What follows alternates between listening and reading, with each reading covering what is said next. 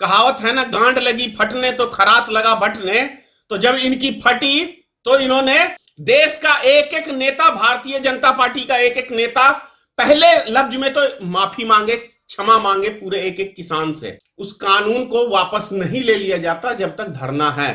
कि नेताओं को सर पे मत चढ़ाओ।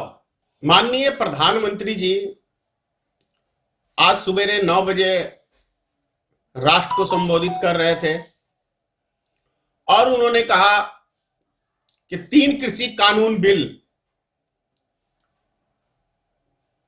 जो देश हित के लिए नहीं है उसे हम वापसी कर रहे हैं और सच्चे हृदय से राष्ट्र हित के लिए हम इसे कानून को वापसी ले रहे हैं।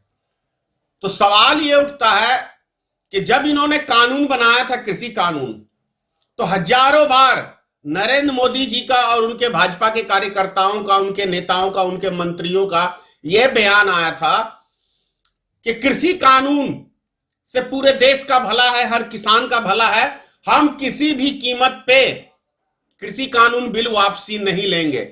और ये जो धरना प्रदर्शन पे बैठे हुए हैं, ये किसान नहीं है, ये उग्रवादी हैं, ये नक्सलवादी हैं, ये पाकिस्तानी हैं, ये खालिस्तानी हैं और विपक्षी पार्टियों के इशारे पे ये काम हो रहा है। तो सवाल ये उठता है, जब किसान का ये आंदोलन ही नहीं है, वहां किसान बैठे हुए ही नहीं थे, तो फिर बिल वापसी लेने की आवश्यकता क्या है? ये बहुत पॉइंटली बात कह रहा हूं। या तो देश की किसान से बीजेपी के एक एक नेता माफी मांगे कि हां हमने गलती की, हमने अपने फायदे के लिए आपको बदनाम करने की कोशिश की। देश का एक एक नेता, भारतीय जनता पार्टी का एक एक नेता पहले लफ्ज में तो माफी मांगे, क्षमा मांगे पूरे एक एक किसान से। और एमएसपी की गारंटी जो किसान मांग रहे थे, उनका क्या? श्री नरेंद्र मोदी जी को आज राकेश टिकैत जी ने कहा है कि वो धरना आंदोलन जब तक जारी रहेगा जब तक एमएसपी की गारंटी नहीं देते और लोकसभा सत्र में उस कानून को वापस नहीं ले लिया जाता, जब तक धरना है। भारतीय मित्र पार्टी पूरी तरह से किसानों के साथ खड़ी है और हम राकेश टिकैत जी का बयान का स्वागत करते हैं। और श्री नरेंद्र मोदी जी ने जो कहा है, हम उनके भी बयान का स्वागत करते हैं कि चलो देर आए दुरुस्त आए। बिल्कुल 100% यही बात है कि अभी आपने देखा होगा 30 सीटों के ऊपर उपचुनाव था 14 राज्यों में, और जिस तरीके से करारी हार हुई है भारतीय जनता पार्टी की, उसके बाद आपने देखा कि डीजल पे 10 रुपए, पेट्रोल पे 5 रुपए घटाया वैट में।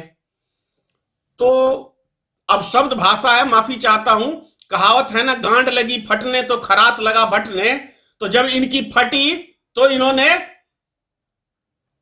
मतलब डीजल पेट्रोल पे भाव कम किए, और अब इनकी फट रही है कि भैया 5 राज्यों का चुनाव है, अगर ये हम सफाया हो गए 5 राज्यों के चुनाव में, तो 2024 का जो सपना देख रहे हैं ये सपना चूर हो जाएगा। इसलिए 2 कदम पीछे हटने में ही हमारी समझदारी है। तो मैं कहूंगा लास्ट में यही बात देश की जनता से कि नेताओं को सर पे मत चढ़ाओ।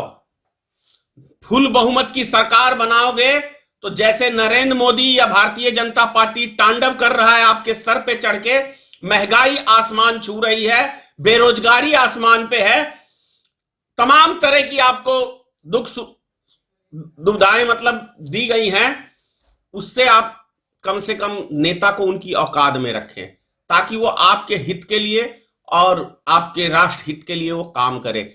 नहीं, अगर आपने फुल बहुमत की सरकार बनाई तो वो आपके लिए, देश के लिए काम नहीं करेगा, वो उद्योगपतियों के लिए काम करेगा।